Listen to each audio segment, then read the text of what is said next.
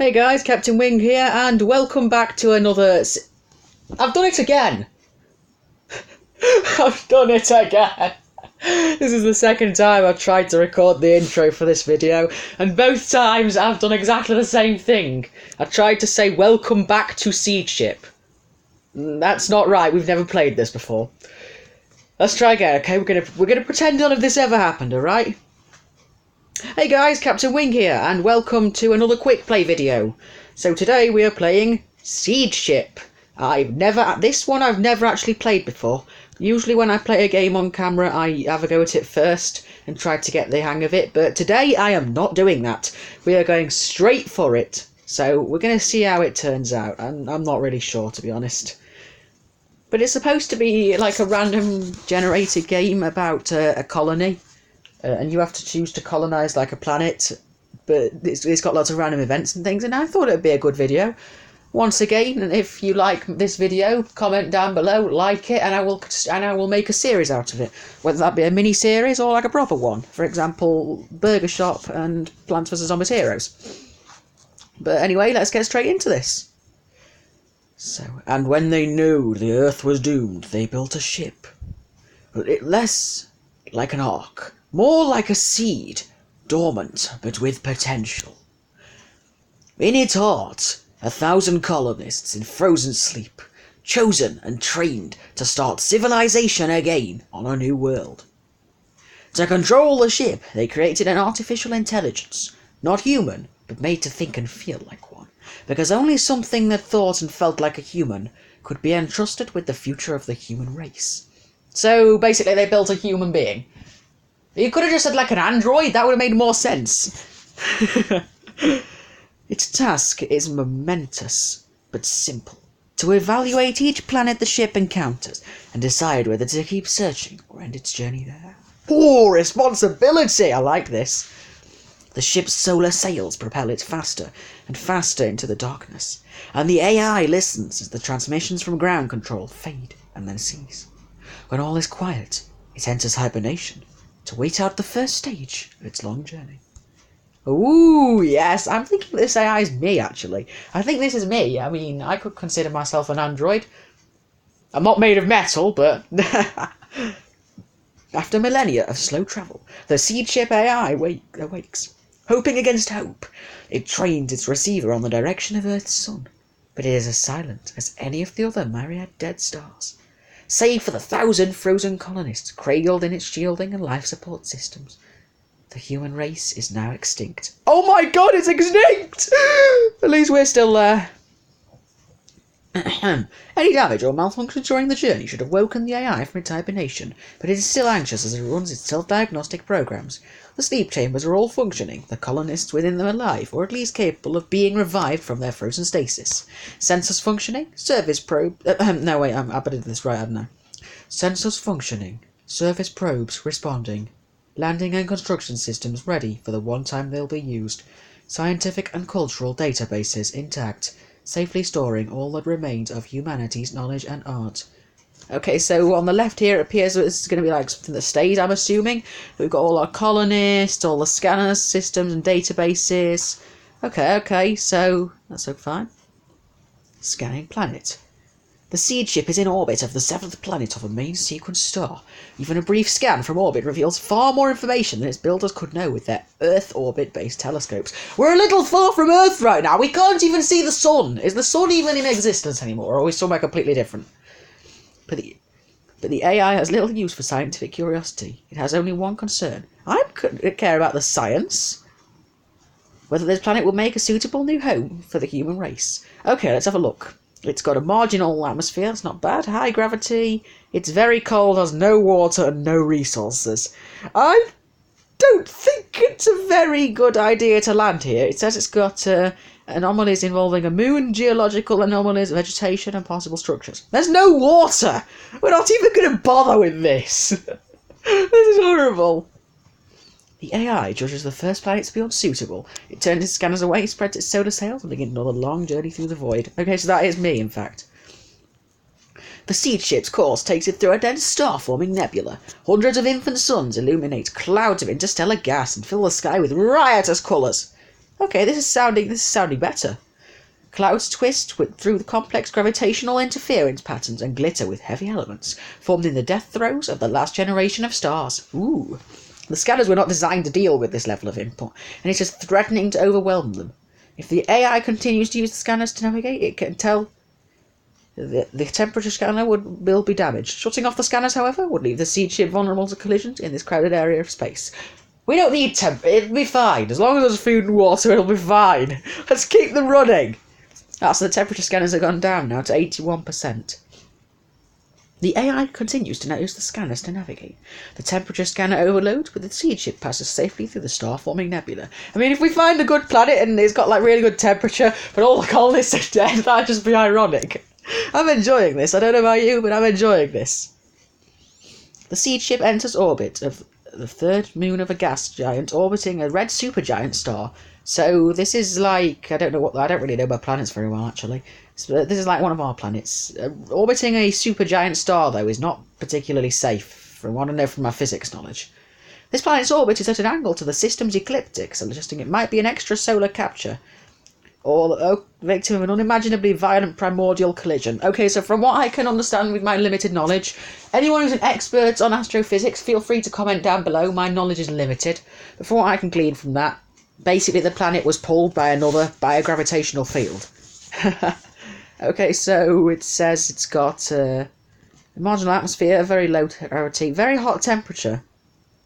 But it does have water, it has oceans, it's rich in resources, and it has possible structures. I'm going to launch a surface probe. The surface probe's sensors confirm the readings of the ship's orbital scanners. There are no features on the surface. Okay. Oh wait, no, it's got one. The AI runs the probe's images through the surface through its aesthetic analysis routine and discerns that the humans would find the planet extremely ugly. Well, if they're not going to like it, they're just going to riot and hate us. Well, that's brilliant. The probe finds alien planets. It tests a sample and finds that some of them... Alien plants! Alien planets on our planet that we've just found. It says that these plants would be edible for humans. Okay. The probe investigates some of the possible structures that the Seedship observed from orbit and finds that they are ruins left by a vanished intelligent species. The ruins contain advanced technological artifacts, some of which are still functioning, and scientific databases that could be decoded. That's very tempting.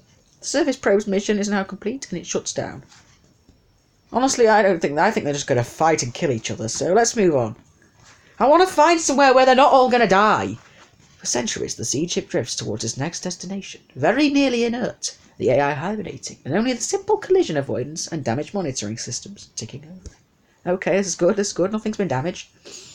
The Seedship enters the orbit of the fourth planet of an ultra-cool dwarf star. This is like Pluto, then.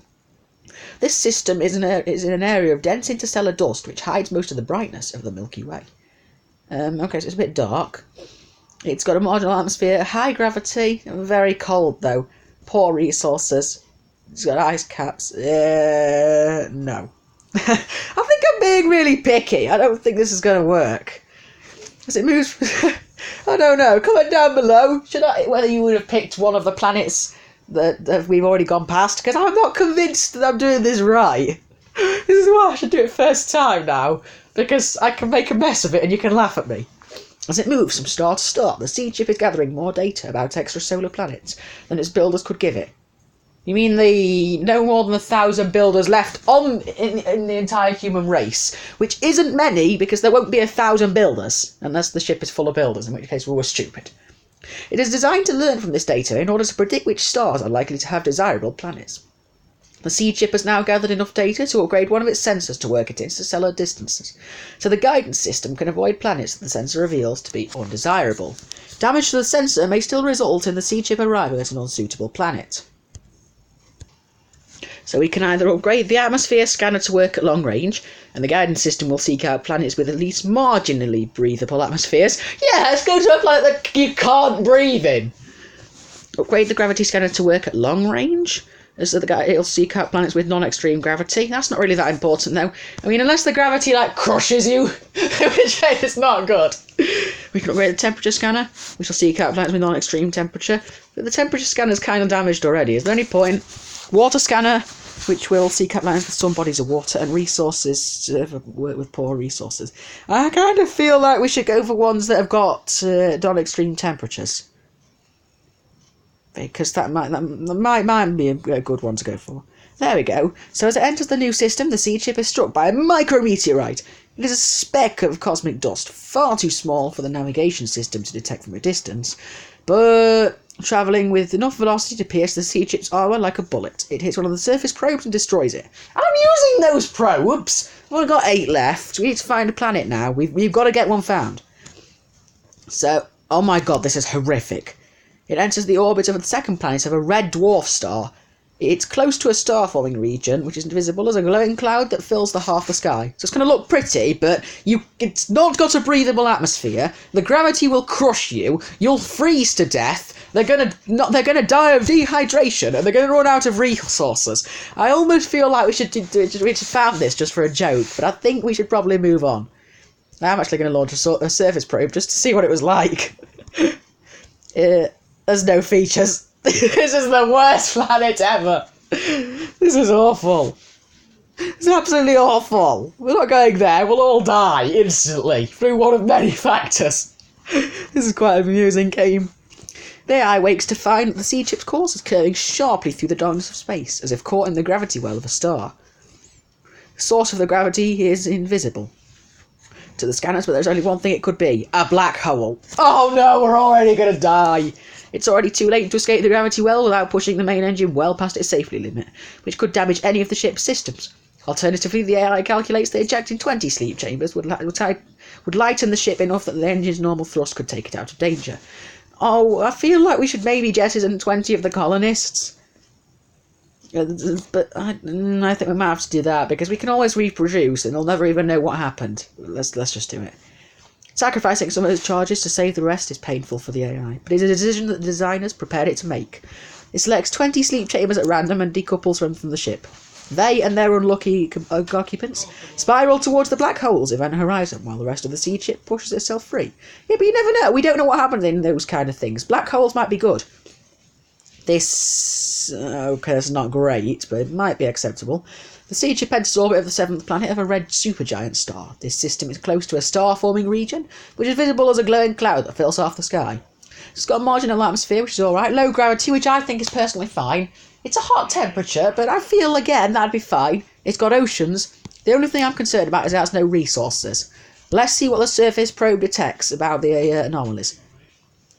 Okay, it's geologically unstable and they're all going to die. Never mind. And it's got poisonous plants. This is even better. I found a decent looking one, and we're going to have to move on because it's not good enough. The AI wakes to an alert from the sleep chambers. A malfunction has caused 11 of the sleep chambers to prematurely begin their revival process, thousands of years from the nearest star. Sleep chambers were not designed with a way to halt the revival process. The AI can attempt it, but it would likely lead to the deaths of all the colonists. On the other hand, the Seedship was not designed with any way to accommodate humans outside the sleep chambers. So, do we try to halt the revival process or use the construction system to build a habitat? I mean, I don't see anything wrong with building a habitat. I think that's fine. Let's do it. The construction robots build a small habitat on the side of the Seedship, like the habitats they would build on an airless planet. So basically a biodome. The colonists wait to find that their new home is a sterile, gravityless bubble in interstellar space. They were chosen for their ability to live in whatever environment the Seedship found for them, and managed to adjust to this, obviously. They even chronicle their experiences, creating a tale of a tiny community hanging in their infinite void between the old world and the new, and save it to the cultural database in the hope that all humans will one day remember them. Oh, that's great! We get to plus 7% cultural. That's awesome. With their community established, the colonists try to find ways to help the Seedship on its journey. Using environment suits provided by the construction system and information from the scientific database, they mount expeditions to repair some of the damage the Seedship has sustained during its journey.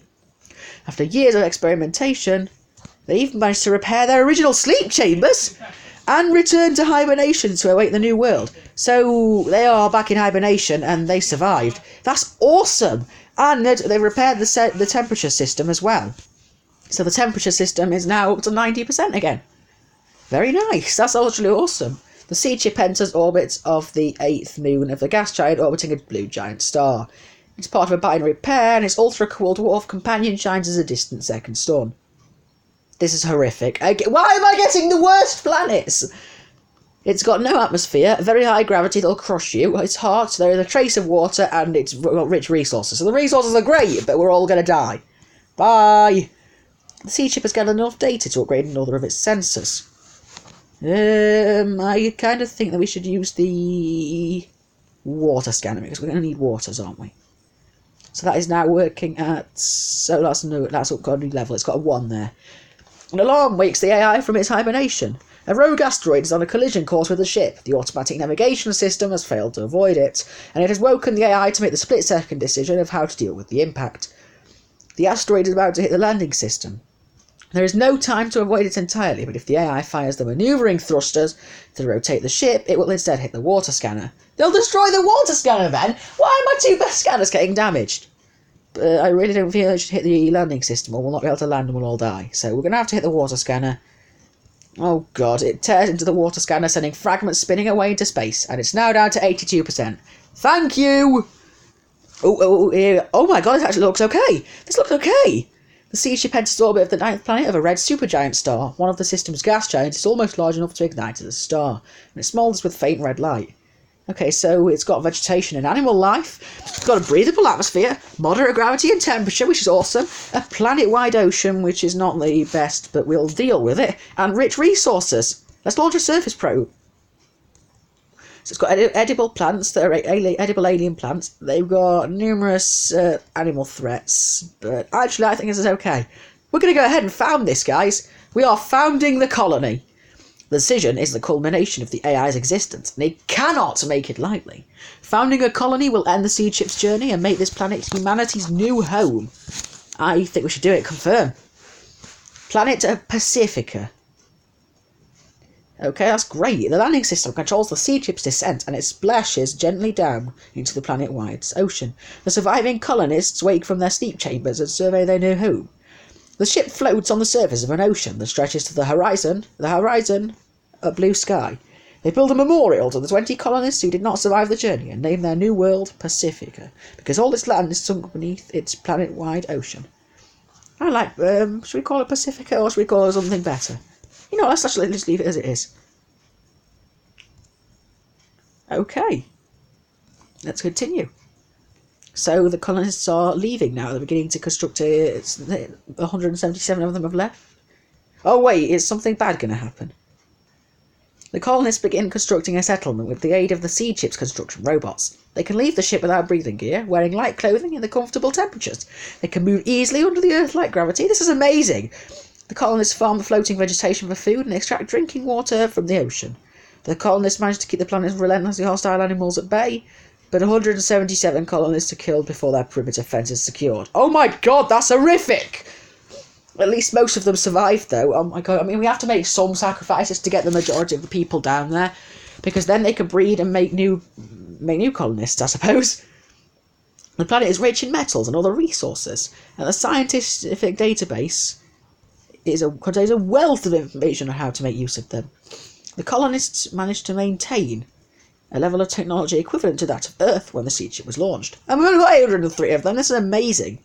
The cultural database contains a wealth of historical information to help the colonists make their choice of government, and a vast library of art and literature to entertain and inspire them.